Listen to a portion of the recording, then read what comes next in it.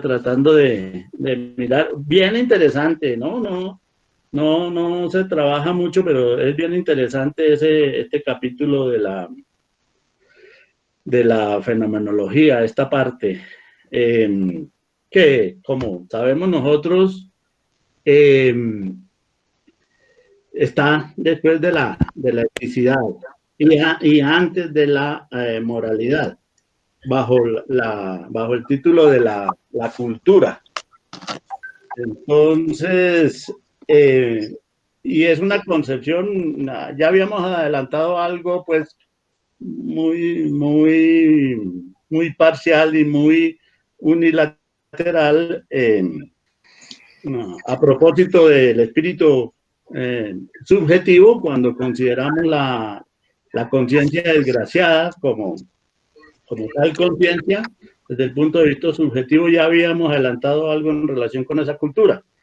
Pero acá esa noción de cultura está considerada en el marco del espíritu objetivo, en el marco de la realidad, pues, del mundano. Entonces, podríamos decir algunas cosas. En primer lugar, que a diferencia del mundo griego de la eticidad, en el que la conciencia de los hombres, en este caso de los polites, de los ciudadanos griegos, se subsumía por completo en el espíritu que la polis y las familias constituían por y para sí misma, ¿no? Porque allí lo fundamental era eso, la polis y las familias. En el mundo atomizado de la nueva historia que Roma genera, a la conciencia, el mundo, a la conciencia de los individuos insertos o inmersos en el mundo romano, el mundo se les va a aparecer como algo exterior, ajeno y radicalmente diferente a ellos o a su conciencia. O sea, el contraste es bien grande, mientras que en la autoconciencia vista desde la perspectiva griega, el mundo no le es ajeno, sino por el contrario, es lo más propio que ellos tienen, porque ese mundo se reduce, recuérdese, a la polis y a las leyes humanas que hay en esa polis y a la familia y a las leyes de origen divino que rigen ese mundo familiar. O sea, el griego se siente completamente identificado de una manera natural, dice Hegel, completamente natural con ese mundo en el cual vive, en el cual es. No se siente fuera de la polis, no se siente fuera de la familia, sino completamente integrado a ellas. Y ese es el mundo en general, ¿no? El destino no es nada ajeno para un griego, por el contrario, él se siente parte de ese destino y ese destino lo siente parte integral de su propia vida. En el mundo romano, la cosa cambia porque recuérdese lo que hemos venido mirando.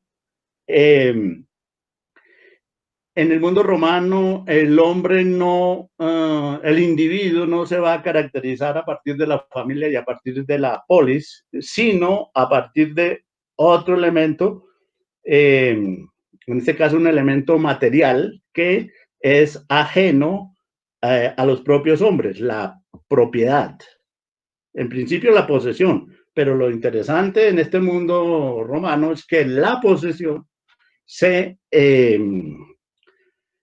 afirma y se realiza como propiedad. O sea, no se queda en la mera posesión, sino es la propiedad, y es la propiedad de individuos aislados y atomizados.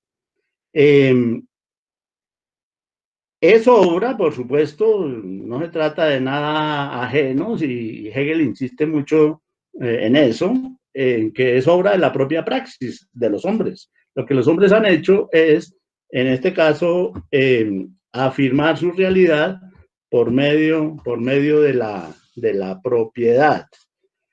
Es creación de ellos mismos.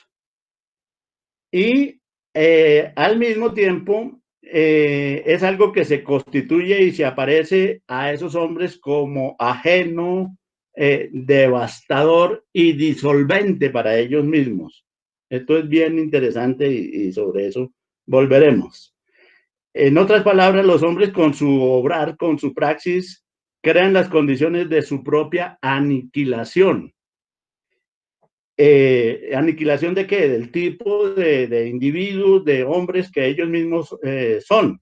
Hegel lo va a señalar al decir que su ser es el dejar de ser, es el enajenarse, es el perderse a sí mismos.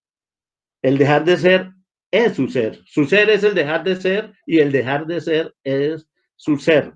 Es una situación bien particular que se da en ese mundo, en esas nuevas circunstancias. O sea, es un mundo de la enajenación, de la alienación, del extrañamiento, la palabra que quieran para esa caracterización que hay que hacer. El hombre, entonces, en este mundo de la propiedad, actúa para perderse a sí mismo, para negarse. Su realidad es su extrañamiento. ¿Por qué? Porque eso lo sabemos. El, eh, Al hombre, recuerden la sesión pasada de esta temática, o sea, la de hace un mes, el hombre es lo que es, o vale mejor, no por lo que es a la manera griega miembro de una familia y miembro de una polis, sino en función y en relación con la propiedad.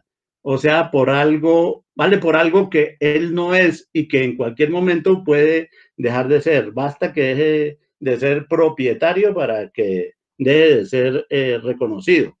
Recuérdese además también que mientras que en el mundo griego son las leyes de la polis, en función de la relación de los individuos con lo que es la polis como tal polis y en función de lo que son en la familia, aquí los individuos son, o sea, son las leyes, ¿no? Las leyes humanas de la relación individuo-polis y las leyes divinas. En cambio, aquí el elemento que va a reglamentar la vida de los hombres es el derecho. Y el derecho se construye a partir de la propiedad. Pues es una cosa que puede ser, esto es muy complejo, muy ambiguo, muy anfibio también, o sea, se trata como de dos mundos y eso es lo que va a experimentar la conciencia, la existencia de dos mundos, lo que hace que, o sea, lo que permite caracterizar a los hombres. Entonces,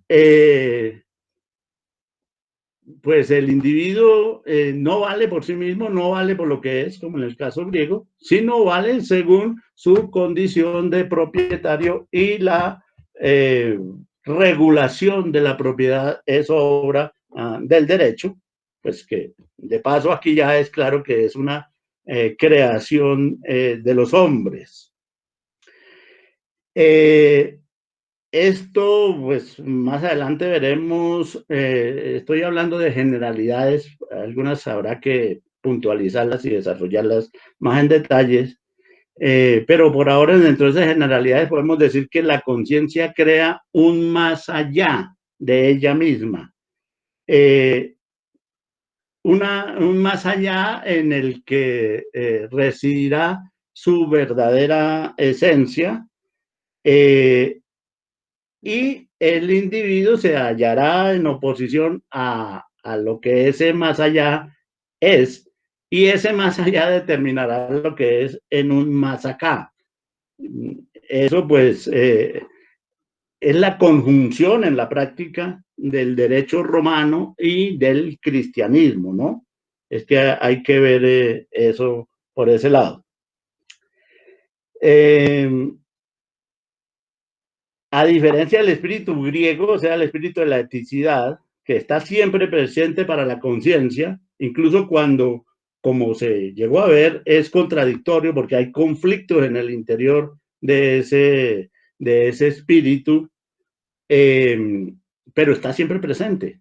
O sea, lo que experimenta Antígona son las contradicciones del espíritu realmente existente y presente, las contradicciones entre la polis y la familia.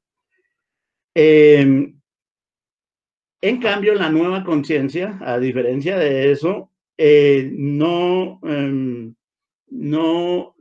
sucede eso, no ve la presencia de ese espíritu ante sí, lo ve fuera de sí, ve la esencia fuera de sí, que es lo que va a caracterizar el cristianismo y todo el desarrollo. Y la relación que la conciencia puede establecer entre esos dos mundos va a ser única y exclusivamente por la fe.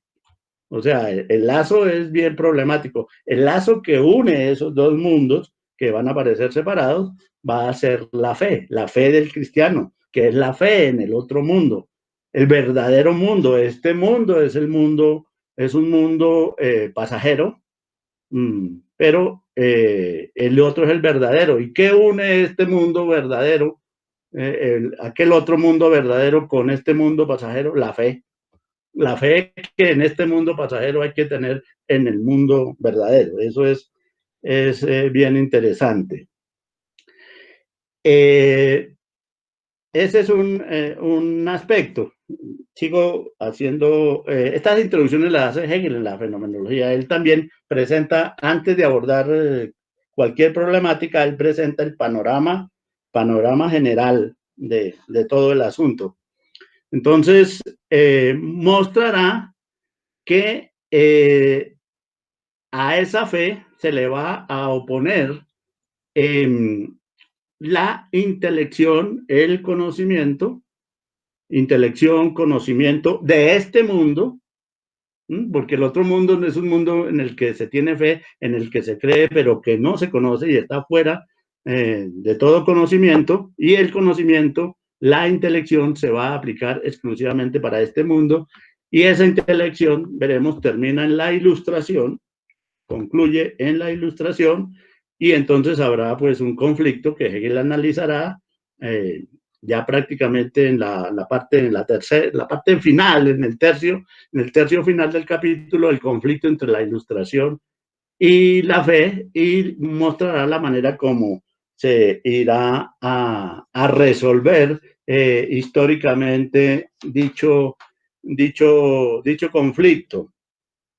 Entonces Hegel a todo este periodo lo va a llamar el periodo de la cultura. ¿Qué cubre históricamente este periodo? Cubre Roma en sus inicios, el imperio basado en la propiedad.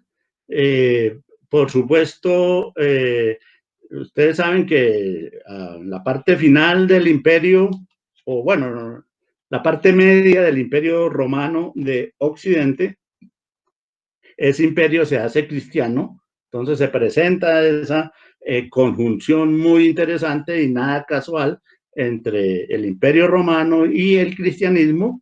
Luego ese imperio romano de Occidente, ustedes saben que desaparece, fragmentado por las invasiones bárbaras, y luego, por supuesto, viene todo el proceso del feudalismo, la feudalización, eso también está presente ahí, y sobre todo Hegel va a mirar en todo este periodo que va a llamar de la cultura, el proceso también, primero, de formación del Estado en el mundo feudal europeo. Es decir, uno que podría pensar que eso pues abarca perfectamente desde, qué sé yo, desde el Imperio Carolingio, ¿no? Y tiene todo ese recorrido a partir de los 1000 años, justamente los 1000 años del imperio, el Sagrado Imperio Sacro Romano, el Sacro Imperio Romano Germánico, ¿no? Del que alguien decía por ahí, un historiador, que ni era sacro, ni era imperio, ni era romano, ni era germánico. Pues, bueno, como sea, de todas formas, duró 1000 años justamente hasta Napoleón, que fue quien lo clausuró, ¿no? Entonces, todo ese periodo es el que efectivamente abarca Hegel eh, en este capítulo desde, pues, desde el punto de vista del espíritu. Digamos, lo que implica la formación de los reinos, no tanto, no históricamente, es decir, históricamente es el trasfondo. Lo que Hegel mira es la problemática de ese trasfondo, lo que se presenta ahí, conteniendo el trasfondo político de la formación del Estado primero, los distintos reinos, por así decir, la presencia de la noción de rey, luego el devenir de ese Estado feudal hacia la monarquía absoluta y finalmente la debacle, pues, o el fin de ese periodo, precisamente con la Revolución Francesa y el posterior papel que ahí puede jugar Napoleón. Entonces es todo ese periodo el que abarca la noción de cultura. Es bien interesante. Y la pregunta es, pero entonces, ¿qué es la cultura? ¿En qué consiste eso que se llama cultura ya en estas consideraciones que puede hacer Hegel al respecto? ¿Qué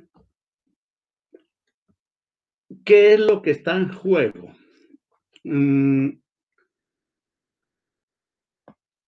Primero, la primera característica es esa enajenación del hombre, ¿no? Y de su propia conciencia. Al haberse partido el mundo en dos, al haberse el espíritu ausentado, al hombre no le quedó más remedio que asumir la formación de sí mismo. O sea, cultura es formación.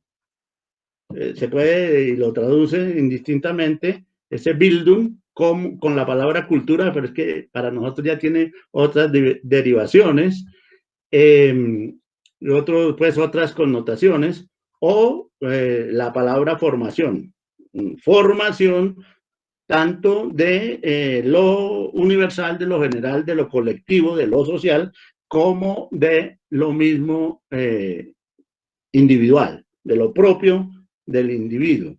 Entonces se trata de una formación, de la formación del individuo y de la formación de lo colectivo, que en el fondo es también el problema que se va a presentar aquí y que Hegel siempre buscó solucionar, que los griegos lo habían solucionado a su manera, pero que en ese mundo que se abre desde el Imperio Romano hasta la Revolución Francesa, no se había solucionado, y presenta unas características y unas contradicciones completamente nuevas y completamente diferentes, y que Hegel ve que tiene que atender y solucionar.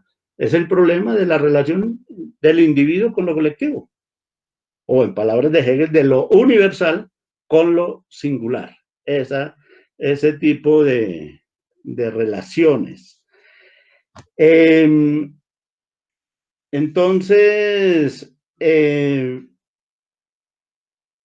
también son varios aspectos que se juega. Yo, pues a partir de esas lecturas de Hegel, tendría que hacer una definición de cultura, se me ocurre a mí, y según mi perspectiva de interpretación de Hegel, que en el fondo pues es lo que me interesa, definir la cultura como una praxis ciega. ¿Sí? La cultura como el desarrollo de una praxis ciega. ¿Ciega por qué? Pues precisamente porque no está el espíritu que le dé la visión clara de lo que es esa praxis. Digamos que los griegos tenían una visión de lo que ellos hacían clara, presente, y por eso, por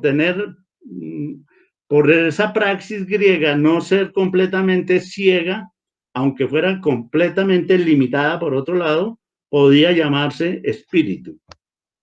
En cambio, en todo este periodo, desde el Imperio Romano hasta la Revolución Francesa, los hombres no tienen ante sí el espíritu, no ven la realidad, no ven su propio actuar y su propia conciencia con la claridad suficiente. Viven inmersos en ese desarrollo, en ese trabajo, pero no captan plenamente cómo es. Y eso vuelve a recuperarse al final de ese largo periodo que va desde el Imperio Romano y el feudalismo. Al final se recupera con la Revolución Francesa en el mundo material, en el mundo práctico, y con la reaparición, llamémoslo así, del espíritu en el mundo teórico. Recuerden que cuando estamos mirando el prólogo, se insiste, y Hegel lo hace, de que el espíritu ya ha aparecido, son nuevos tiempos para el espíritu se está haciendo consciente de sí mismo. Eso solo sucede, según Hegel, en la modernidad. Entonces son esos tres grandes momentos: el momento griego, donde el espíritu existió realmente, donde la praxis de los griegos era para ellos evidente, pero era evidente, vuelvo y digo, porque ellos estaban perfectamente autointerpretados por el destino y por la polis. Esas dos características, o sea, lo humano y lo divino. Y en el mundo del Imperio Romano hasta la Revolución Francesa, eso se pierde, esa claridad se pierde precisamente porque aparecen dos mundos, aparecen dos realidades que van a estar en un conflicto muy, muy interesante, en una dialéctica muy interesante, y solo al final, con la aparición primero de la moralidad, que es la parte final de ese espíritu extrañado de sí mismo, la parte en que el espíritu se recupera a sí mismo, y luego la Revolución Francesa, que es producto de eso, y enseguida la modernidad, el espíritu vuelve a estar presente para los hombres, pues para los hombres que tienen, dijésemos, la suficiente formación para poder captar la presencia de ese espíritu. Entonces, por eso es que yo denominaría la cultura como una praxis ciega, que ya cuando adquiere claridad sobre sí misma, se va a revelar como vanidad, mera vanidad. en el sentido profundo de la palabra vanidad, de ser algo vano, ¿sí? Y de significar un enorgullecimiento de algo precisamente vano. Pero era necesario que la humanidad pasara por eso, porque gracias a esa cultura, a esa formación, la humanidad, Occidente en este caso para Hegel, se constituyó a sí misma. Elementos que están presentes en esta noción de cultura. Va a estar presente el problema del poder, o sea, en la sesión pasada dije algo así como, cuando el espíritu ha huido, cuando el espíritu se ha ido, los hombres tuvieron que inventar la cultura. Entonces, fíjense lo interesante que es eso en Hegel. La cultura es la expresión de la ausencia del espíritu. ¿Mm? Lo que se llama cultura aquí en Hegel. Es el espíritu ausente, la expresión de la ausencia del espíritu. Pero al mismo tiempo es el proceso de formación difícil del hombre occidental, que tuvo que asumir por sí mismo porque el espíritu estaba ausente. Entonces, elementos de la cultura, el poder y la riqueza.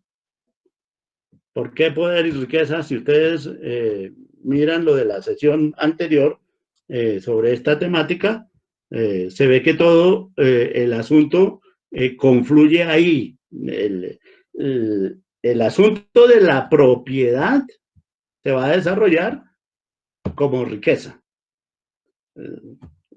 O sea, en la propiedad están los gérmenes, está el núcleo, están las células, si ustedes quieren, para el desarrollo de lo que se va a denominar la riqueza. O sea, la riqueza va a estar referida fundamentalmente y en principio a la propiedad.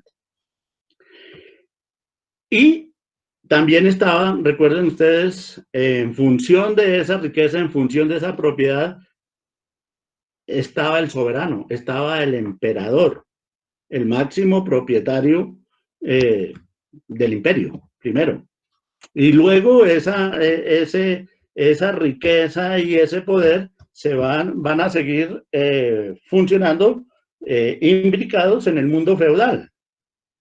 E incluso llega hasta nuestros días, ¿no? Riqueza, poder. Son las dos caras, por así decir, de una misma moneda. Y hacen parte de la cultura, la riqueza y el poder. Por supuesto, debajo de la riqueza está el trabajo. Eso va a ser importantísimo para Hegel, es lo que más recalca de las interpretaciones que hace Hegel filosóficas de la realidad. Hacer valer el trabajo que está debajo, sosteniendo todo el aparataje de la construcción de la riqueza. Porque no es simplemente la mera posesión. Hegel se va a dar cuenta de eso y eso se va a desarrollar al máximo al final de este periodo, ¿no? Con la Ilustración y con las teorías económicas, ¿no? Que no es simplemente la mera posesión la que constituye y la que fundamenta la riqueza, no está en la tierra, por ejemplo, como los fisiócratas pensaban, sino en el trabajo. Y eso está ahí por debajo en Hegel. Entonces están esos dos elementos. Trabajo como fundamento de la riqueza, o la riqueza, pero fundada en el trabajo, y el poder. Y en el poder, pues hay unas evoluciones en ese poder, como ya señalaba, desde los inicios en el Imperio Carolingio, si se quiere, hasta Luis XIV. Todo eso lo va a tener presente Hegel, o sea, hasta la monarquía absoluta. En ese mundo también se juega la posición que tienen los hombres en relación con el mismo mundo. y entonces aparece la relación noble-villano, la nobleza y la villanía, y lo que Hegel va a llamar ahí la conciencia noble y la conciencia vil. La conciencia noble de la nobleza, la conciencia vil del villano. Otro elemento importantísimo que hay que tener en cuenta en la lectura de este capítulo es el problema del lenguaje. Aquí Hegel va a hacer girar toda esta problemática, poder, riqueza, conciencia noble, conciencia vil, alrededor también del lenguaje y de una evolución del propio lenguaje. Es absolutamente, es como el centro, ¿no? El centro de todo esto. Entonces, recapitulamos, poder, donde se encuentran las relaciones entre el Estado, la formación del Estado, la monarquía absoluta, un Estado con una monarquía absoluta, y la posición de los individuos frente al problema del poder y la riqueza. En el fondo, la cultura no es más sino una posición alrededor del poder y de la riqueza. Todo en el marco de un espíritu huido, ajeno, que está en otro lado, porque eso es el cristianismo, que ya señalamos el otro elemento central de la fe, que es el aspecto, dijésemos, religioso de la cultura. La fe solo es posible dentro de la cultura, es una forma de cultura, y los desarrollos que esto ha tenido, también nombré la intelección y la ilustración. Hegel va a insistir que la característica central de la ilustración, bueno, son dos. La ilustración se destaca por dos cosas. Una, la lucha contra la superstición, que la ilustración la ve en la fe. La fe para la ilustración es superstición y lo que hay que hacer es luchar contra la fe. Eso va a ser uno de los puntos de la ilustración. El otro aspecto de la ilustración es buscar precisamente la utilidad de las cosas en este mundo, cómo tornar útil este mundo.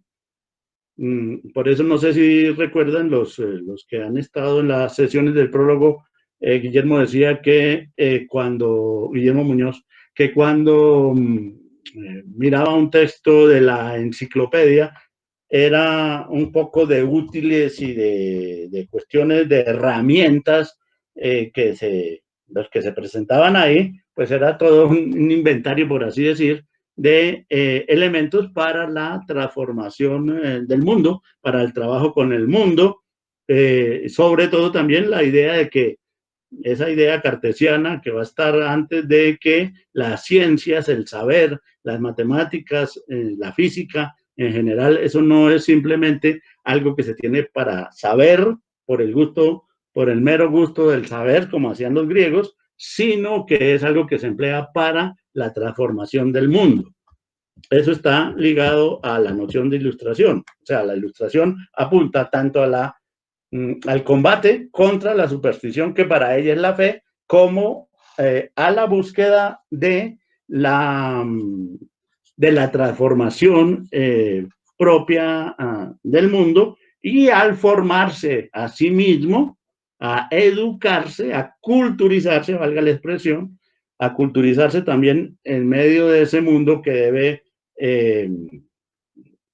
debe vivirse rechazando la superstición de la fe. Ahora, eso va a conducir, según Hegel, a la rebelión contra el Estado existente y las formas de riqueza existentes que estaban reunidas en el mundo de la nobleza, el mundo feudal, y va a conducir a la Revolución Francesa. Todo este desarrollo, finalmente, todo este desarrollo va a hacer que el hombre asuma la libertad total, la libertad completa, pues la ilustración juega un papel ahí en la lucha contra la fe, y el hombre se apropie del mundo, que es lo que hace, según Hegel, con la Revolución Francesa, y esa es la importancia de la Revolución Francesa. Pero, ¿qué es lo que está presente ahí? La absoluta libertad, o libertad absoluta, como la llaman todos ahí. ¿Y a qué conduce la libertad absoluta? O sea, ya haber acabado con todo tipo de superstición, con todo tipo de atadura, conduce, según lo muestra la historia, que sigue a la Revolución Francesa, al terror, ¿no? Entonces, todo ese largo camino que empieza con la propiedad termina en el terror que sigue a la Revolución Francesa. Bueno, al que Napoleón viene a ponerle orden, por eso es tan importante para Hegel Napoleón.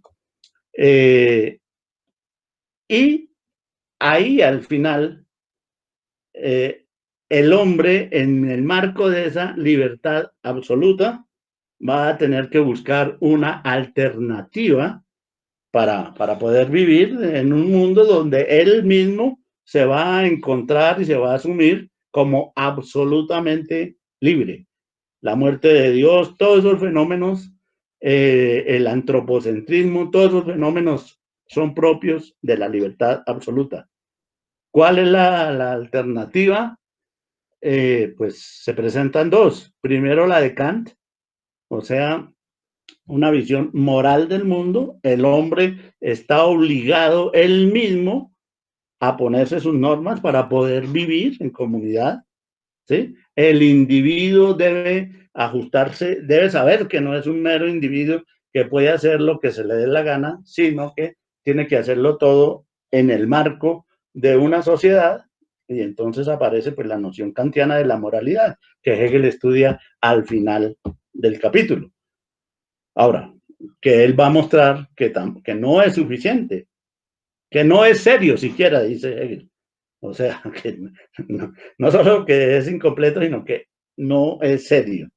Y entonces viene la otra alternativa, la que va a presentar Hegel a propósito pues, del Estado moderno y todo lo que está contenido en su filosofía del derecho, de cómo debe organizarse el Estado moderno en unos hombres que saben que son absolutamente libres y que ya han logrado una apropiación de la realidad a partir de su absoluta libertad, donde ya no puede haber mandamientos pues, que puedan venir desde afuera.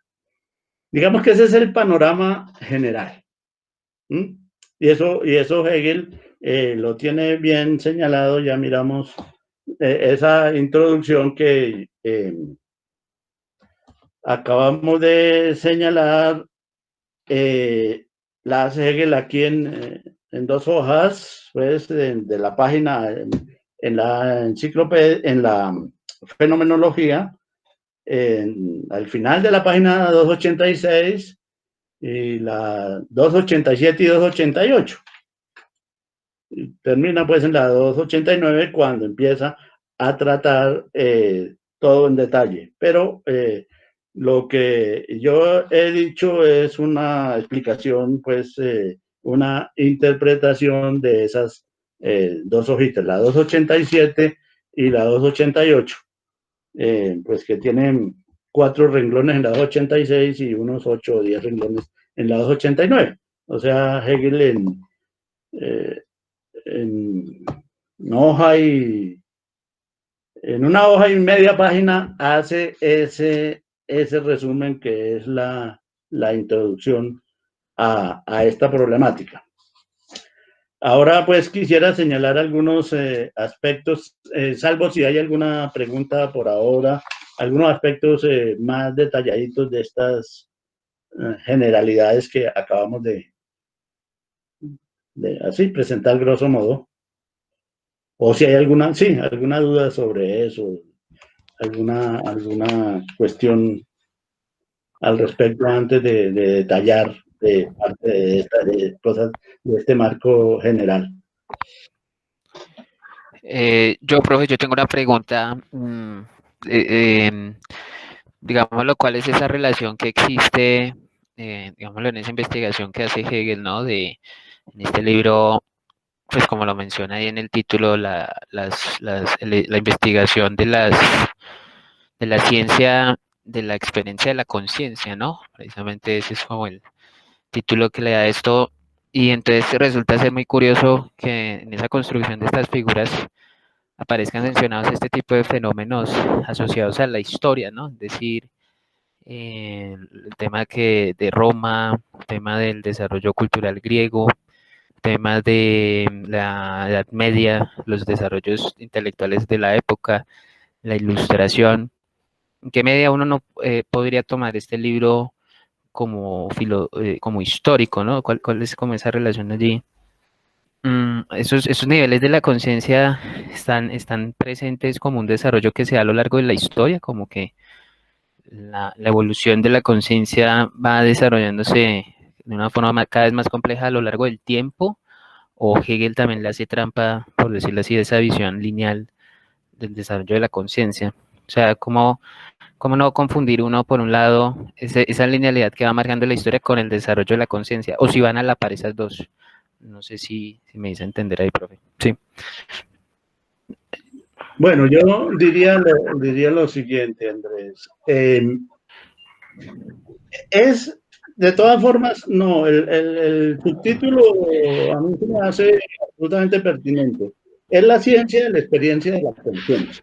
De lo que se trata es las diferentes, mostrar lo que Hegel llama la experiencia, que es el proceso proceso de relación de la conciencia con el mundo y las transformaciones que en esa relación la conciencia va teniendo, ¿no? Es eso, es eso. O sea, son formas de saber que se van teniendo del mundo, o sea, formas de conciencia que se van teniendo de ese mundo, y eso es lo fundamental. O sea, en ese sentido no es un libro de historia, no es un libro de historia, es un libro que estudia las distintas formas de saber, las distintas, que para Hegel aquí es las distintas formas de la conciencia en su relación con el mundo, con los otros hombres, consigo mismo o consigo misma y con todo lo demás, ¿cierto? Con los dioses, los otros hombres, uno mismo, los individuos, etcétera. Uno tiene unas formas de conciencia, la humanidad, los hombres han tenido unas formas de conciencia de esas relaciones y esas han ido evolucionando en el tiempo. Por ahora, digamos, en el tiempo, en abstracto, ¿sí? En el tiempo han ido evolucionando. A esa relación y sobre todo a las transformaciones de las mismas y a las transformaciones de las formas de conciencia o figuras de conciencia, esa es lo que Hegel llama experiencia de la conciencia. Bien, ahora, cada una de esas relaciones y cada una de esas transformaciones que la conciencia ha ido teniendo a lo largo del tiempo, se han presentado siempre en un determinado contexto histórico y dependen de ese contexto histórico.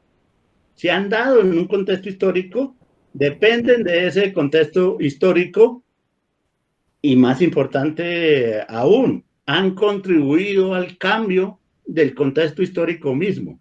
Pero el texto evidentemente no es un texto de historia, ni hay que asumirlo como un texto de historia, sino como un texto que se ocupa del espíritu. ¿Y el espíritu qué es? Nosotros hemos definido acá varias veces el espíritu como primero la praxis de los hombres. Entonces uno podría decir es mera historia, ¿cierto? Si nos quedamos con la mera noción de praxis, podríamos decir entonces es mera historia. Coincide el espíritu con la historia. Claro que el espíritu es historia, por supuesto, pero no se queda ahí.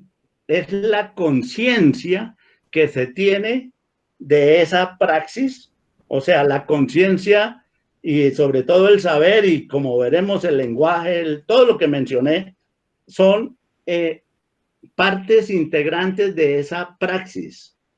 ¿Sí? Así como el trabajo es praxis, el poder es una forma de praxis, el lenguaje es una forma de praxis, la fe es una forma de praxis, la rebelión y las revoluciones son formas de praxis. Entonces,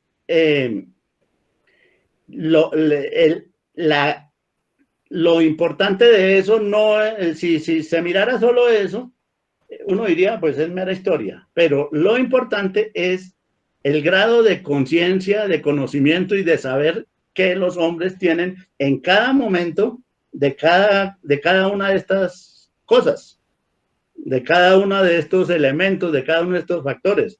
O sea, el grado de conciencia que se tiene sobre el poder en un determinado periodo histórico, el grado de conciencia o de conocimiento o de saber que se tiene sobre la fe o sobre el mismo saber, sobre la misma ilustración. Entonces, por eso es que aquí siempre definimos el espíritu como el producto o el desarrollo de la praxis humana y el saber de esa praxis. Por eso es que yo me atrevo a llamar a la cultura como una praxis ciega, o sea, una praxis que no tiene el conocimiento claro de sí mismo, de sí misma, porque la cultura es todo eso, pero al final la cultura se va a reconocer a sí misma como vanidad.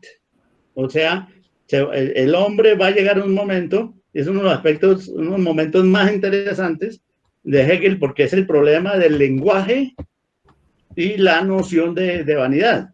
Por ejemplo, si ustedes se dan cuenta, aquí dentro de la cultura está la fe, pero no la religión, porque Hegel distingue la fe de la religión.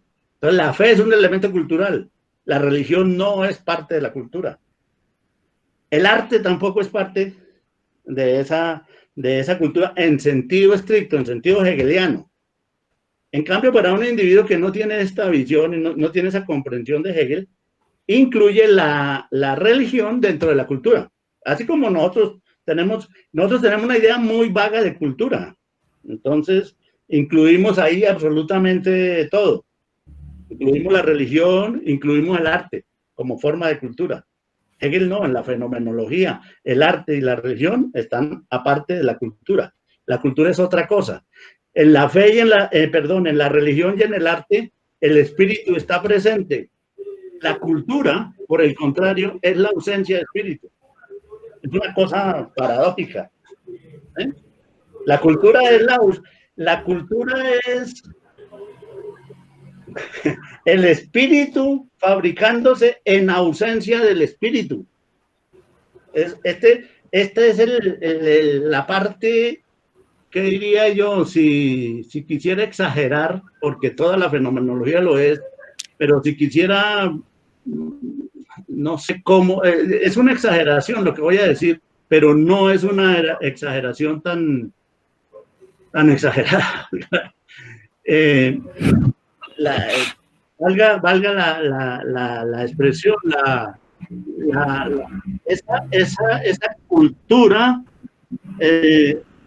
es precisamente la cara de la ausencia de espíritu, en el sentido de que como no está el espíritu, entonces en lugar de eso tenemos la cultura.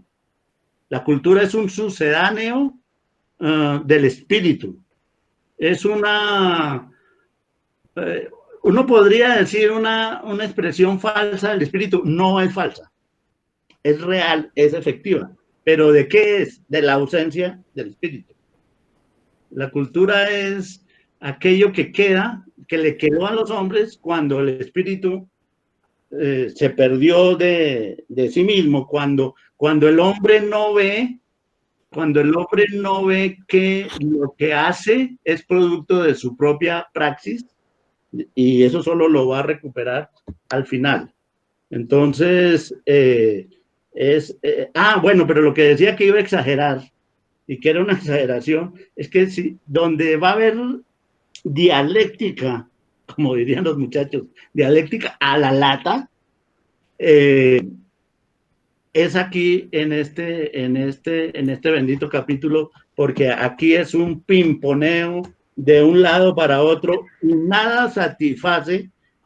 Es el capítulo donde se muestran más y más y más contradicciones. Por eso ya toca mirarlo en detalle. Las contradicciones entre el poder y la riqueza, por ejemplo. ¿Sí? O las contradicciones entre el noble y el villano, entre la conciencia noble y la conciencia vil. Las contradicciones en el interior del lenguaje. El lenguaje es la expresión cultural por excelencia, porque es la contradicción también por excelencia, el lenguaje considerado acá. Entonces, donde va a haber más dialéctica menuda, por llamémosla así, menuda es en este bendito capítulo. No, toda la fenomenología, toda la problemática de las formas de conciencia, me refiero a certeza sensible, percepción, entendimiento, ustedes saben todo lo contradictorio que hay ahí, pero es que aquí ya es tan abundante ese proceso que de párrafo a párrafo se va encontrando siempre lo contrario de lo que se va planteando en los párrafos anteriores.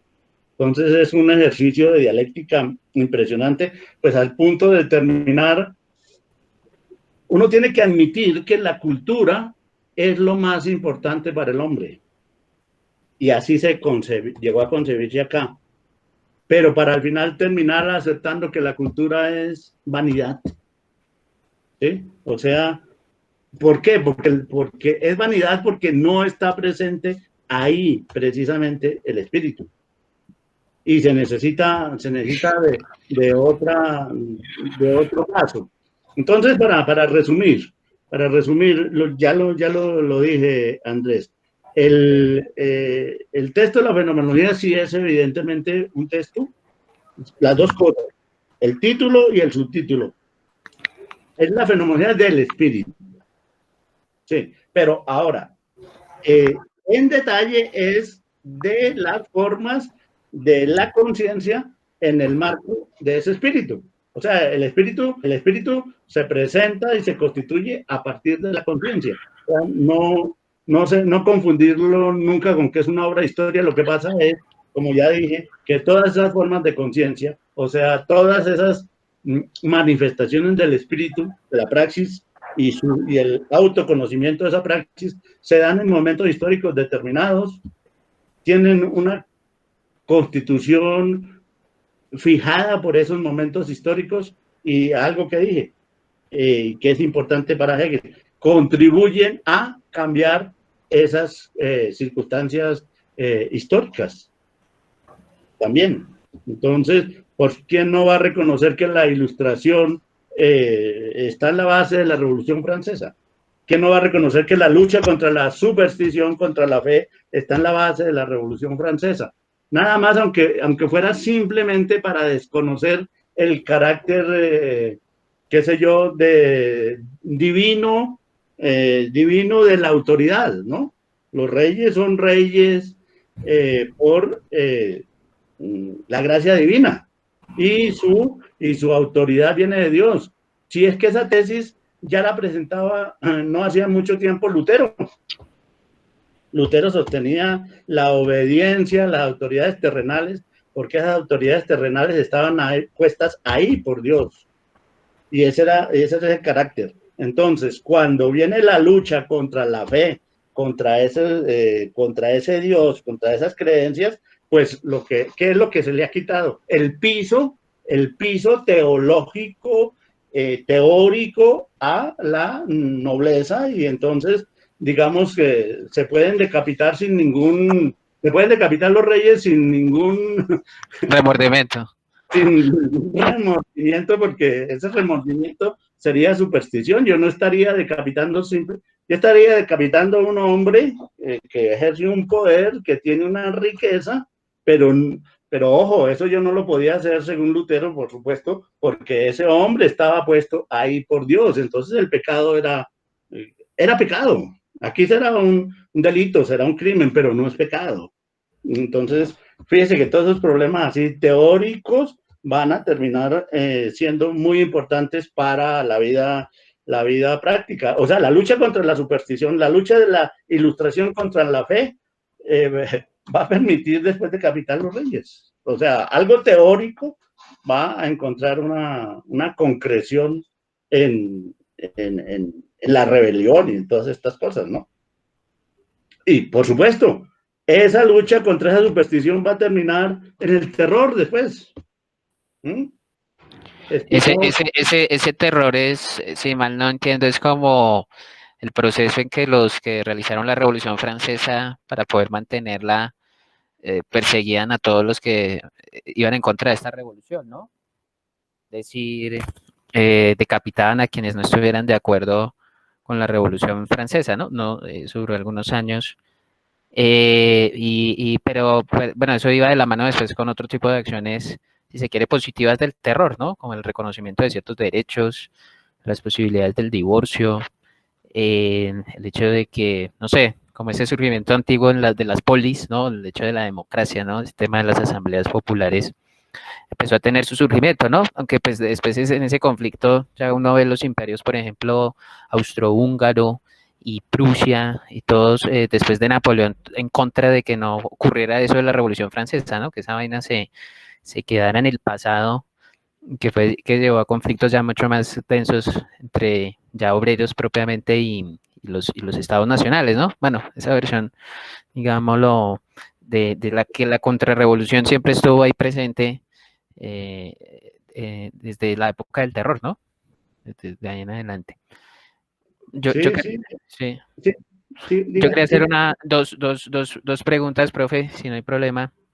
No, Cuando se menciona el tema del poder del Estado y la riqueza, ¿no? Que considero yo, pues, en el marco que usted menciona de Roma, donde empieza a tener un papel clave, no tanto ya la filosofía, como si pasó en el mundo griego, sino más el derecho, ¿no?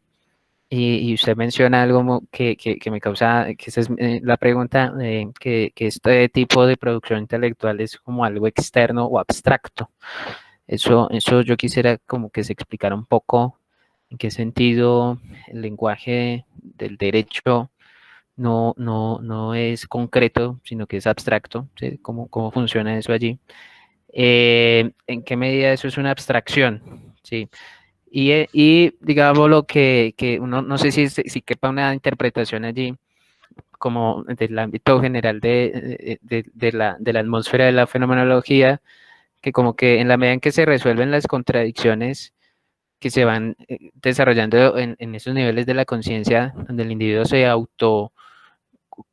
autorreconoce, ¿no? Al mismo tiempo está como el peligro del desconocerse a sí mismo, ¿no? Como que para llegar a la cultura se requiere un proceso muy complejo en que el individuo iba haciéndose consciente de sí mismo, pero al mismo tiempo como que eso que construía se convertía en algo como que se reifica, ¿no? Como que se da pie a eso del extrañamiento, ¿no? No sé si eso pudiera afirmarse de la obra de Hegel. sí, las dos cosas. Lo del derecho como algo abstracto es que, bueno, eso está en la sesión pasada, si mal no recuerdo, sí. A ver,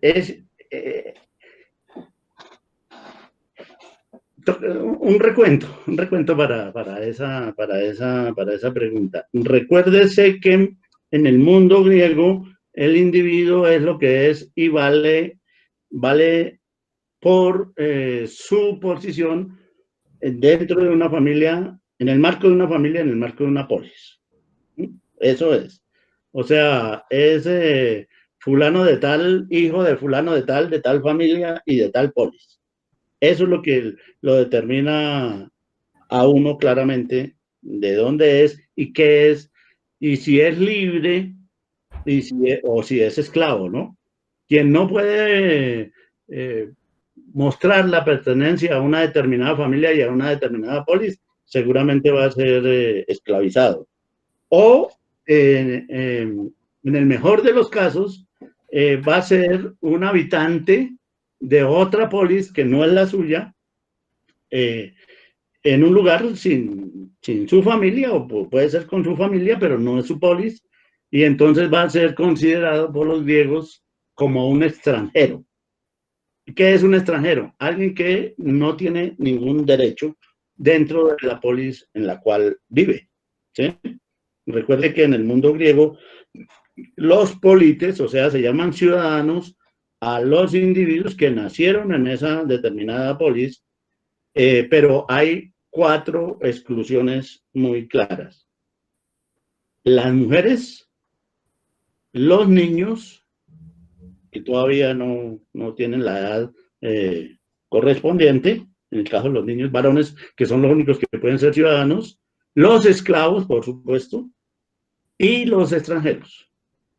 O sea, un extranjero, un individuo que no es de una polis, no tiene absolutamente ningún derecho a participar en los asuntos de esa polis.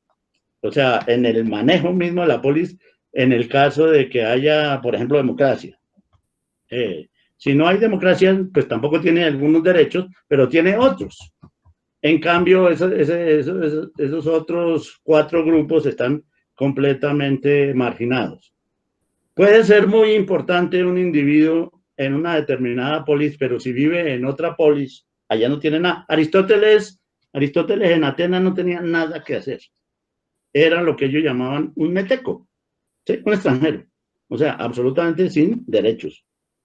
Siendo un individuo, dijésemos, de una familia importante de Estagira, ¿sí? Donde era la familia de Aristóteles.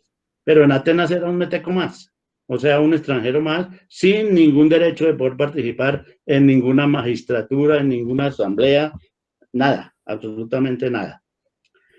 Bueno, eso por un lado. Por otro lado, recuérdese que hay 3 factores a nivel teórico que van llevando a los individuos hacia un grado de abstracción muy fuerte. El primero es el estoicismo, ¿cierto?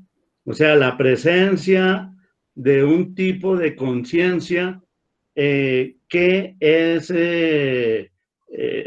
que asume que la libertad no es posible en este mundo, en el mundo concreto, y por el contrario asume una abstracción de esa libertad, porque la libertad va a ser única y exclusivamente posible en el mundo del pensamiento, ¿no? En el mundo del pensamiento. Entonces, ahí ya se empezó el individuo a convertir en algo abstracto, en el estoicismo como teoría, ¿no? Es decir, ¿por qué? Porque los estoicos es muy interesante, los que desarrollaron el estoicismo en Grecia en principio y en Atenas son metecos, no son atenienses, son metecos, las 3 grandes figuras del estoicismo antiguo que trabajaron y formaron esa corriente filosófica en Atenas, no son atenienses, es Zenón de Sitio. de Sitio, Cleantes, que era de Asos, creo, y Crisipo, que era de Soles. Crisipo de Soles. O sea, igual que Aristóteles, no tenían absolutamente, no eran nada dentro de Atenas, como no eran ciudadanos, estaban por fuera. Era como, para la función política es casi como que si fueran esclavos, aunque eran libres, ¿no? Y Aristóteles pues no tenía ninguna característica, digamos, de pobreza, como sí la podían tener los estoicos, pero como ciudadano era un 0 a la izquierda en Atenas.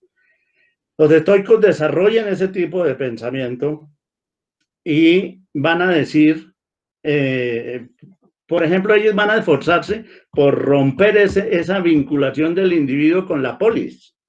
Entonces, cosas ya la han roto con las familias, algunos, pero sobre todo con la polis. Por eso los estoicos son los primeros en que se van a llamar a sí mismos cosmopolites, o sea, ciudadanos del mundo, cosmopolitas, decimos hoy. O sea, polites del cosmos, cosmopolites, ciudadanos no de Atenas, no de Éfeso, no de Corinto, no de Tebas, del mundo. ¿Por qué? Que no tienen ningún arraigo. Eso ya es el hombre ahí, como individuo, empieza a volverse un ser abstracto. ¿Sí? Ya no es lo que efectivamente es, sino, por ejemplo, esa libertad, que la libertad debe ser concreta, debe ser determinada hacia un individuo de carne y hueso, corporalmente hablando. El estoico dice, no, eso no es lo importante. Yo puedo ser esclavo, yo puedo ser prisionero, etcétera. Pueden dominar mi cuerpo, pero no pueden dominar mi pensamiento. Me pueden obligar a hacer cosas, pero no me pueden obligar a pensar determinadas cosas. En el pensamiento solo existe la libertad, o la libertad solo existe en ese pensamiento. Y luego viene el escepticismo. Y el escepticismo también tiene esas características, solo que contradice el estoicismo, porque lo que el estoicismo asume como verdad, el escepticismo no se lo acepta y queda en un mundo ya sin verdad y sin posibilidad de plantear claramente, de fundamentar una libertad ya ni siquiera teórica, porque no hay una verdad en la que yo pueda afirmar mi libertad. Entonces, ¿cómo me debo comportar? Como viven los demás. No, no importa. Soy como ya soy solo la conciencia, yo soy solo una conciencia, pero una conciencia indefinida que salta de un lado a otro, y ese es el acabose del pensamiento griego, de la filosofía griega. Y luego viene el cristianismo, que logra una abstracción superior, porque mi verdadera esencia ya no es de este mundo. Mi verdadera esencia es de otro mundo. Está en otro mundo. La verdadera vida no es esta es una vida pasajera. La verdadera vida es la vida que es vida permanentemente, es decir, eterna. Esta no es la verdadera vida por cuanto esta vida es transitoria y pasajera. Entonces, algo que hoy es y mañana no es verdadero, porque existe esa idea que también está en Platón, que lo verdadero necesita la subsistencia permanente. Lo que ahora no puede dejar de ser, porque ahí pierde esa característica de verdadero. O sea, la permanencia está ligada a la verdad. Por eso son verdaderas las ideas, que no cambian, son eternas. ¿Sí? Pero lo que cambia no es lo verdadero, porque es pasajero, porque hoy es y mañana no es. Y una característica de la verdad es el ser permanente. Y entonces el cristianismo acaba siendo en ese sentido la cosa más abstracta, porque esta vida aquí es prestada, y está en función de la otra. Bueno, pero es que no basta con eso, sino que el asunto es peor. Viene Dios a este mundo, viene Jesucristo, y luego muere, luego se va.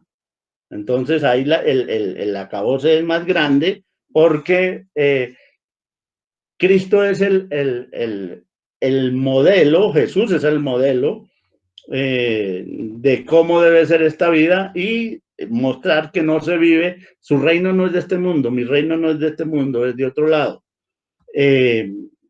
Esta vida es tan pasajera que los cristianos primeros se martirizan, y hay algunos que viven averiguando dónde están matando cristianos para ir yo a morir también como mártir, ¿no? Es que creo que también dentro del estoicismo estaba esa postura del mártir, ¿no? O sea, no, no hay algunas historias, o no sé de qué corriente griega, que algunos esclavos para buscar su libertad pasaban por castigos y, bueno, finalmente eran libres, ¿no? Pero como que ese sentir allí de negación de lo material se trasplanta también en el mundo cristiano, ¿no? De negación del cuerpo y ese tipo de cosas. No, es que el estoico simplemente, el estoico acepta las cosas como son. Él no se preocupa, él no quiere huir de esta vida. Además, no tiene ningún sentido, no hay otra vida así distinta a esta. Es esta nomás y hay que asumirla como le tocó a uno sin problema. El estoicismo no huye, el estoico no huye de la vida. Ahora, no le interesa la vida. Si a Séneca le dicen, y Nerón le dijo, mátese, Séneca se mató. No hay ningún problema, no había ni apego a esta vida, ni se mataba porque se iba a ir a otra vida, no, nada. Simplemente que es algo completamente indiferente, vivir o no vivir, vivir de tal manera o de tal otra manera, eso no debe importar, porque todo, si a uno le importan esas cosas, termina completamente, ahí sí viviendo mal, viviendo de la manera Era como, completamente angustiado, completamente traumatizado, completamente perdido, ¿no? El se, estoico, ya les decía en otra sesión que Marco Aurelio, que es el otro estoico romano, rechazaba que los cristianos hicieran tanto escándalo con la muerte, con la crucifixión y demás, y no aceptaban que eso era algo completamente natural, normal y sin importancia, ¿no? O sea, así como la vida no tenía mayor importancia, la muerte tampoco. El estoico eso lo llaman ellos indiferencia, ataraxia. Ahora, si toca vivir, hay que vivir de la mejor manera posible, punto. Y ya. Entonces, volviendo al asunto, en el cristianismo existe eso que es una alienación, un extrañamiento de la esencia del hombre. Ahora, en el derecho, en el mundo romano, con la propiedad también sucede eso. Exactamente, porque el verdadero valor, la verdadera esencia del individuo ya no se va a concentrar en él como tal, como era en el caso griego, sino en la propiedad, en una cosa ajena a él. Entonces, yo valgo no por lo que soy, que no se sabía que era, sino yo valgo en tanto soy propietario. Y ser propietario de algo era lo que determinaba mi condición, mi estatus, lo que me volvía persona. O sea, lo que me daba voz, si quiere, lo que me daba lugar a participar en ese mundo, en las decisiones de ese mundo. Ojo, eso hasta hace pocos años era así. No hace muchos años, por ejemplo, acá en Colombia, solo podían votar los que tuvieran determinada propiedad, determinado nivel de propiedad. Los que no tenían determinado nivel de propiedad no podían participar en las decisiones políticas. Fíjate, eso viene de larga data. como la salud. Oh, No. La salud, ya no. En la salud en ningún lugar le van a decir, si usted no tiene determinada propiedad, no hay una ley que diga eso, ¿no? No hay una ley. Si usted no tiene determinada propiedad, no puede entrar a este hospital, no. Ahí usted lo que tiene que tener es para salir del hospital. Pero en el momento, en el momento de entrar, no le están diciendo muestre su declaración de renta para entrar acá, no, para nada le van a pedir, ni para votar, ni para nada. Pero esto de la propiedad, yo no sé, es como del siglo XX, hasta hace muy poco, comienzos del siglo XX. Eso es decir, eso no hace más de 150 años, eso que le estoy diciendo. Puede hacer unos 120, algo así, no es sino averiguar en qué momento el censo de propiedad dejó de ser una condición para poder votar. Eso es recientísimo en este país y en otros lados, claro. sí, y leer y escribir, pero de la propiedad está. Escribir, etcétera. Bueno, ahora lo único que se pide son 18 años, no más. Sí, ¿Sí? así no sepa leer y escribir, pero Así no sepa leer y escribir, así no tenga ninguna propiedad, etcétera. pero las mujeres solo desde 1957 pueden votar.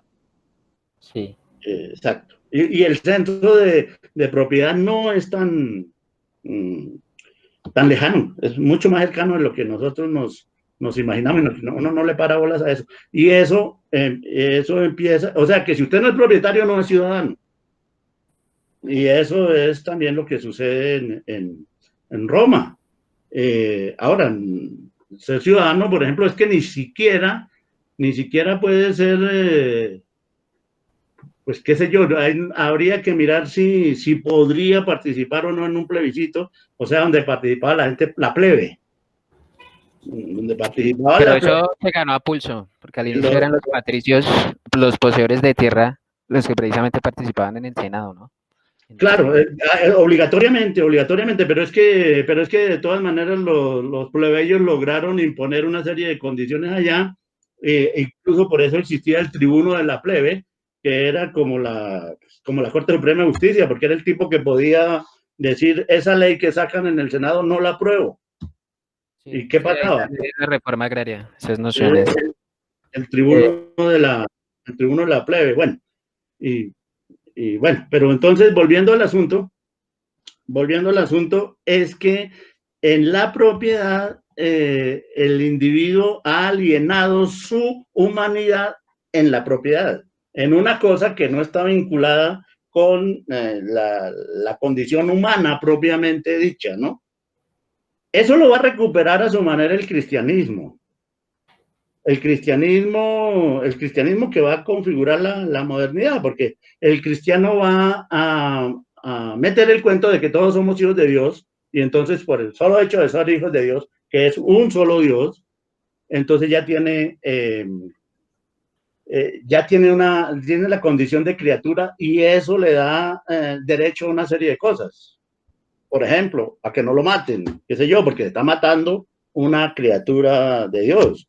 Ya después, cuando deja de ser importante esa noción de criatura de Dios, ser una criatura de origen divino, creado por Dios, entonces aparece la noción de dignidad. Entonces, el individuo humano, por el solo hecho de nacer, ya tiene una dignidad. Entonces ya no se puede, pero esa dignidad es un desarrollo de esa noción de criatura divina. Es la manera como la modernidad reemplazó la idea de ser hijos de Dios, lo cambió por una idea todavía más borrosa y más abstracta, que es la de dignidad, ¿no?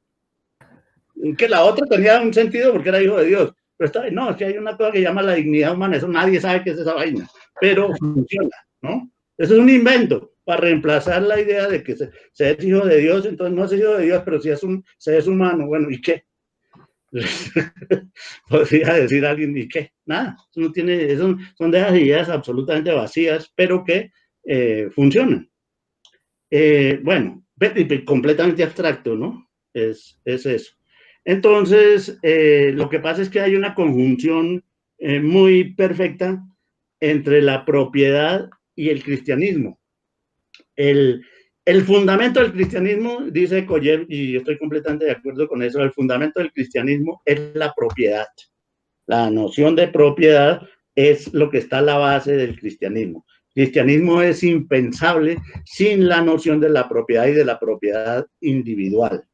Eso es absolutamente clave. Entonces, la idea de que se trata de alguien abstracto, de algo abstracto, se origina en eso, en que ya no es el individuo de carne y hueso, sino el individuo que depende de otra cosa, es decir, fíjense, a ver, la propiedad yo puedo tenerla o no tenerla. En cambio, lo otro, el paso siguiente, el que yo sea hijo de Dios, no depende de mí, eso dependió de Dios, y yo ya por el solo hecho de existir ya soy hijo de Dios, punto. O la dignidad. La dignidad yo la tengo simplemente por ser humano, por haber nacido, punto. ¿Sí? Y no la pierdo. Bajo ninguna circunstancia la debo perder, y por eso la gente la defiende. En cambio, la propiedad está sujeta a vaivenes. Hoy puedo tener, mañana puedo no tener. Y yo soy en este mundo romano, yo valgo por esa propiedad, pero dejo de tener la propiedad y no me queda más sino perdí mi condición de persona. Puedo ser perfectamente esclavizado. No soy persona. No tengo esa condición. Pero bueno, pero es que estas cosas, Andrés, ya están consideradas, ya nosotros la habíamos considerado en las sesiones anteriores. El desconocimiento de sí mismo, o sea, la segunda parte, pues esa sí hace parte integral aquí de este mare magnum dialéctico que es este capítulo de la cultura. Porque aquí el sí mismo es el sí mismo que está perdido y se verá su expresión más fuerte en el lenguaje, que se realiza perdiéndose.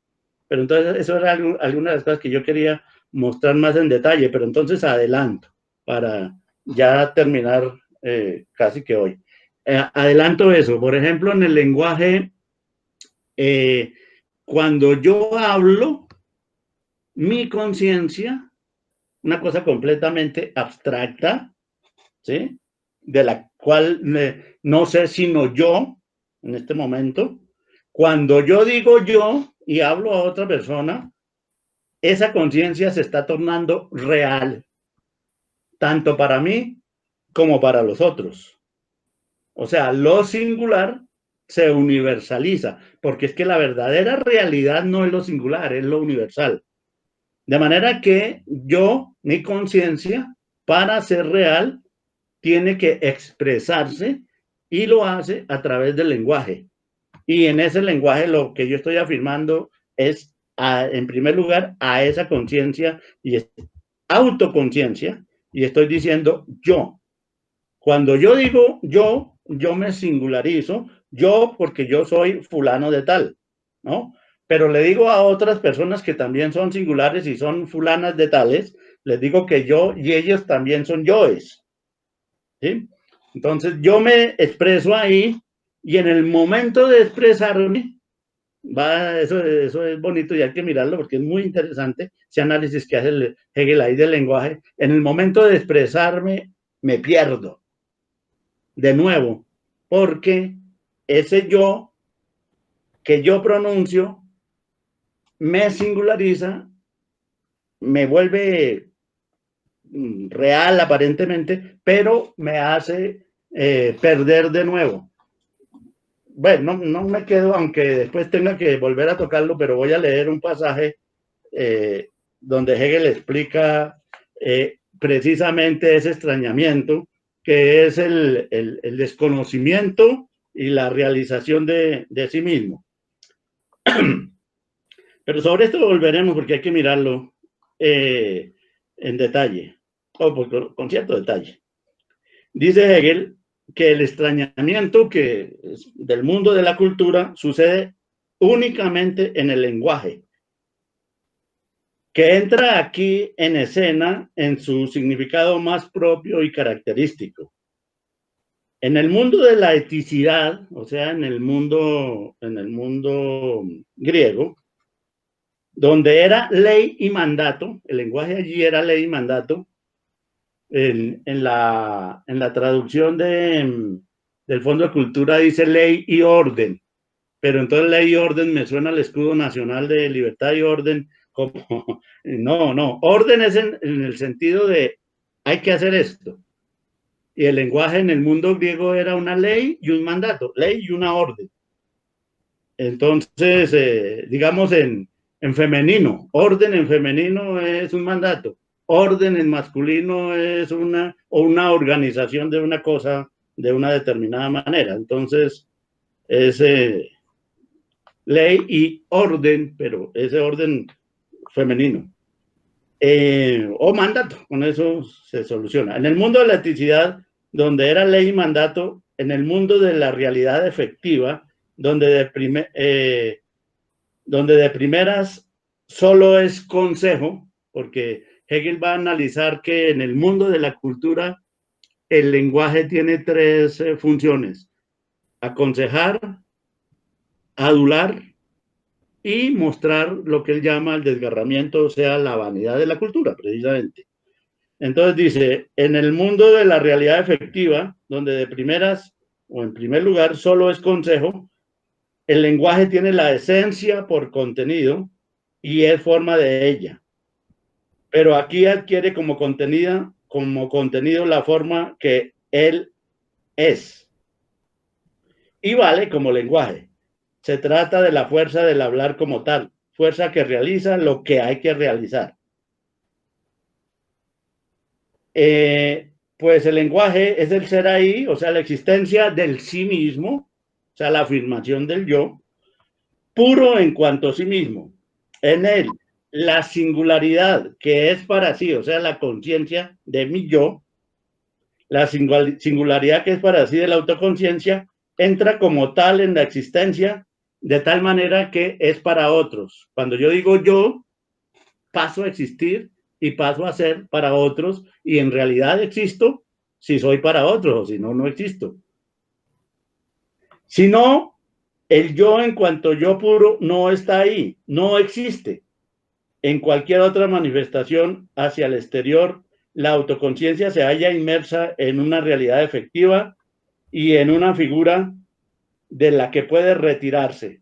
Se reflexiona hacia dentro de sí desde su acción, el yo vuelve a sí mismo, pues, como lo haría a partir de su expresión fisionómica y deja ahí tirada y con el alma arrancada a tal existencia incompleta en la que siempre hay tanto demasiado como demasiado poco.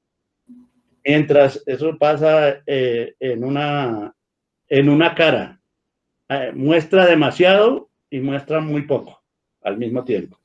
En el lenguaje, en cambio, la contiene, el yo de una persona lo contiene en su pureza. Solo él enuncia y pronuncia al yo, el yo mismo. O sea, el yo mismo, o sea, yo cuando hablo y digo yo, me estoy caracterizando a mí mismo. La existencia de este yo mismo es, en cuanto a estar ahí, una objetividad que tiene en el lenguaje su verdadera naturaleza. O sea, yo solo soy, yo, que es yo, mi conciencia, solo soy, en tanto hablo.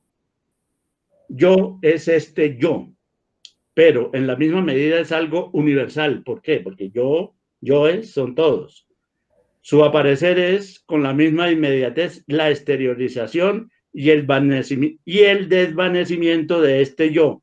Y por esa vía su permanencia es su universalidad. O sea, cuando uno dice yo, aparece el yo y se desvanece el yo en los otros yoes.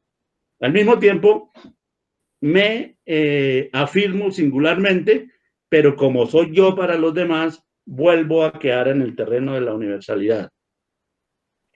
El yo que se pronuncia es oído, percibido, es un contagio en el que ha pasado inmediatamente a la unidad con aquellos para los que existe. Claro, todos somos yoes en este momento. Escuchado, se apaga inmediatamente el eco de ese estar ahí mismo.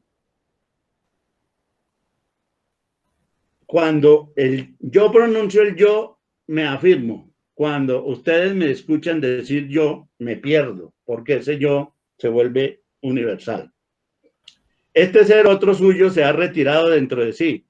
Y justamente esto es el estar ahí del yo en cuanto ahora, autoconsciente, o sea, mi conciencia, mi autoconciencia. Según está ahí, no estar ahí y existir, estar ahí por ese no estar ahí, o sea, por ese desaparecer. Ese conocimiento, por así decir, de sí mismo, para lo que tiene que ver con su pregunta, solo es posible en el lenguaje, por medio del lenguaje y a través del lenguaje. Es la afirmación de sí mismo en el acto mismo de esa afirmación se produce inmediatamente la desaparición de eso que se está afirmando. Hay una fusión entre el yo como singular con el yo de los que me escuchan como universal. Entonces hay una relación ahí bien, bien interesante. Pero bueno, yo diría que eso hay que mirarlo con algún detalle para poder entender para poder entender al final de esta parte la problemática de la Revolución Francesa, la problemática de la libertad absoluta, la problemática del terror y cómo es necesario que el mundo moderno, o sea, este mundo en el que nosotros estamos, que ya no puede ser supersticioso, que ya no puede creer en ese Dios que creía la fe, deba organizarse a partir de sí mismo, o sea, a través de la moralidad primero, o como va a decir Hegel ya en la filosofía del derecho, primero el derecho, luego la moralidad y finalmente la cuestión de la eticidad, de la ética, que es la estructura para el funcionamiento del mundo moderno. Derecho, ¿por qué? Porque sigue habiendo propiedad. Pero luego, ¿por qué moralidad? Porque esa propiedad tiene que inscribirse en un marco moral. No basta simplemente mantenerlo como lo hicieron los romanos. Y esa moralidad ya no es, ya no puede ser prestada y sacada de origen divino. Es una moralidad autónoma dada por los propios hombres. Pero no basta eso, porque eso tiene que, para que funcione, estar inscrito en un marco de la familia, de la sociedad y del Estado, o sea, de la parte de lo que tiene que ver con la eticidad. Pero con una eticidad ya no es tampoco esa eticidad, la eticidad del mundo griego, es la eticidad de la modernidad, que a su vez presupone la moralidad de la modernidad y el derecho de la modernidad. O sea, esta parte se me hace a mí la más sustanciosa para entender la necesidad de la conformación del mundo moderno. Ya no solo de manera de que la aparición de la subjetividad, etcétera, sino ligando estas formas de conciencia con el desarrollo histórico de Occidente, precisamente a través del feudalismo primero, la Revolución Francesa, después los inconvenientes que presenta esta Revolución Francesa, o sea, la problemática del terror, que siempre está presente, siempre está vigente. El terror está a la vuelta de la esquina, en cualquier momento, siempre, es decir, en el momento en que el derecho, la moralidad y las instituciones de la sociedad y del Estado puedan ser puestas en cuestión por la libertad absoluta que el hombre realmente es, ¿qué es lo que se espera que esté al final?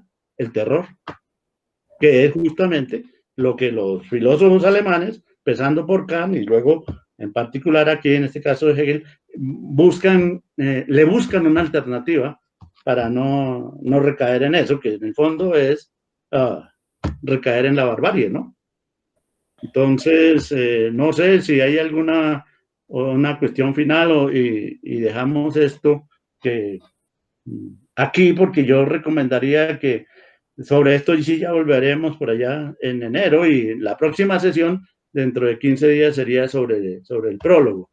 Entonces, como para cerrar, ¿hay alguna inquietud que se pudiera resolver? Hoy realmente lo que hicimos es como la introducción general a la problemática y habrá que mirarla, pues vuelvo y digo, con más detalle, por ejemplo, esas etapas del lenguaje en este mundo feudal, del consejo, la adulación y el desgarramiento, es muy, muy interesante. Les recomiendo que en sus vacaciones se lean El sobrino de Rameau, de Diderot. Es absolutamente clave para entender el problema del lenguaje del desgarramiento y la vanidad de la cultura. Y es interesante. Desde esa, porque Hegel así como en el mundo griego dedicó a hacer un análisis de Antígona. Aquí no es que haga análisis del sobrino de Rameau, pero sí lo utiliza para mostrar, me parece a mí, la idea de la vanidad, tanto de la vanidad de la cultura, que es lo que va a defender o va a mostrar el sobrino de Rameau, como el sobrino de Rameau, y ahí me refiero con minúscula, el sobrino de Rameau, o sea, el personaje, el personaje del libro, ¿no? El libro ya por título es El sobrino de Rameau, pero es que uno de esos personajes es el sobrino de Rameau, y que es el que va, y el otro personaje pues es Diderot, el filósofo.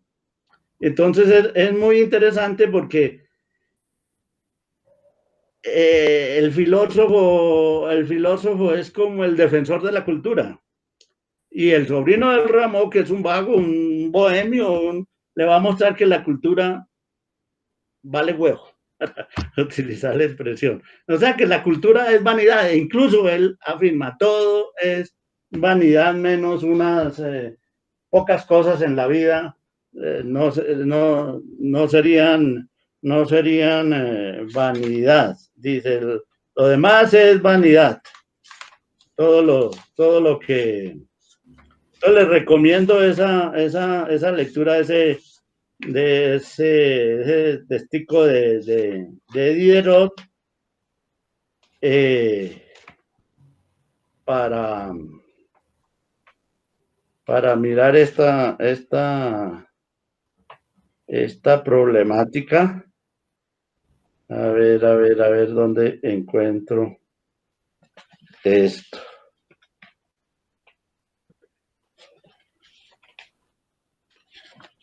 No lo tengo. Y terminaríamos hoy, salvo si hay una pregunta, con esa invitación a que leyeran el sobrino de Rameau.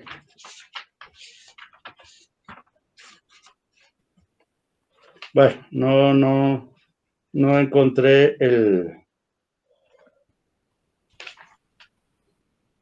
el pasaje. Ah, aquí está.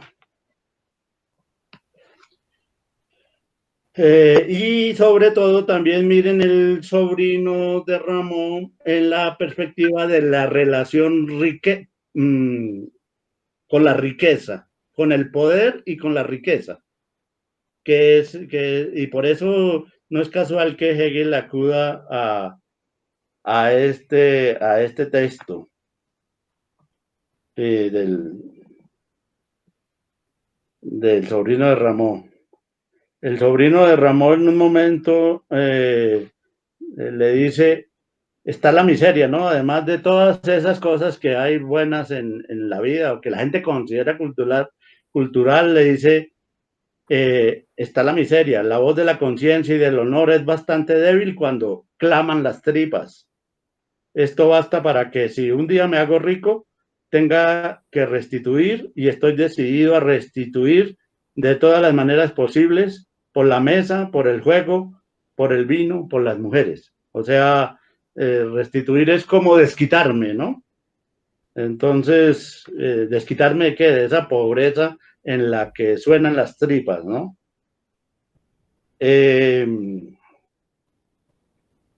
Creo que el otro tipo, el filósofo, o sea, Diderot le plantea que hay formas virtuosas y honrosas de vivir para la humanidad. Si se hace, por ejemplo, la riqueza no es mala, diría el filósofo acá, si se hace un buen empleo, que se haría un buen empleo de la riqueza, sería una verdadera lástima de que no salieras de pordiosero. Viviríais de manera muy honrosa para la especie humana, muy útil para vuestros conciudadanos, muy gloriosa para vos. Y le contesta el sobrino de Rameau, creo que os burláis de mí, señor filósofo. No sabéis con quién habláis. No sospecháis que en este momento represento la parte más importante de la ciudad y la corte. Aquí está presente esto de la corte, o sea, el soberano y, bueno. Los opulentos de todos los estados tal vez se hayan dicho a sí mismos lo que acabo de confiaros, o tal vez no. En cualquier caso, la vida que yo llevaría si fuera rico, es decir, si ocupara su lugar, es exactamente la que ellos llevan. Buenos estáis vos y los vosotros. ¿Creéis que la dicha es igual para todos? Qué extraña visión. Vuestra dicha supone cierto talante soñador que nosotros no tenemos. Un alma singular, un gusto particular. Decoráis esa extravagancia bajo el nombre de virtud, la llamáis filosofía. Pero ¿son accesibles a todo el mundo la virtud y la filosofía como expresiones grandes de la cultura? Las tiene quien puede y quien puede las conserva. Imaginad el universo sabio y filósofo, reconocer que sería endiabladamente triste. De acuerdo, viva la filosofía, viva la sabiduría de Salomón, beber buenos vinos, atracarse de exquisitos manjares, acostarse con bellas mujeres, descansar sobre camas mullidas. Excepto esto, todo es vanidad. Y empieza a mostrarle que lo que el otro llama cultura, en el fondo no es sino una simple vanidad, y que lo único que no sería vanidad es algo que ya está contenido en el Eclesiastés, la Biblia, atribuido a Salomón, que es comer bien, dormir bien, tener buenas mujeres, etcétera. O solo eso, el resto es vanidad. O sea, eso que llaman cultura es carreta. Entonces, es sobre todo esto trabaja Hegel en este capítulo. Bueno, entonces, ¿hay alguna intervención final? No, de mi parte no, profe. No sé. De mi parte tampoco, profesor. Listo. No, profe, no. ¿Sí? No, profe, no, señor. Bueno, entonces, sí, sería como esta la última sesión que quedó en introducción general, pues un panorama general de esta parte de este capítulo, o sea, la parte central del capítulo sexto de la fenomenología. Y para que se entiendan un poco de cosas, en verdad les aconsejo el texto del sobrino de Ramón, de Hiro, para descansar en vacaciones con un poco de literatura. Y sí, dentro de 15 días miraríamos, esperaría yo que miraríamos algo del prólogo para seguir con ese otro trabajo que tiene otras características. Entonces, por hoy, muchas gracias, Angie, muy gentil por su colaboración, y a Jean-Paul y a Andrés la presencia, y bueno, ahí estamos hablando, ¿no? Listo, profe. Voy a pausar la grabación.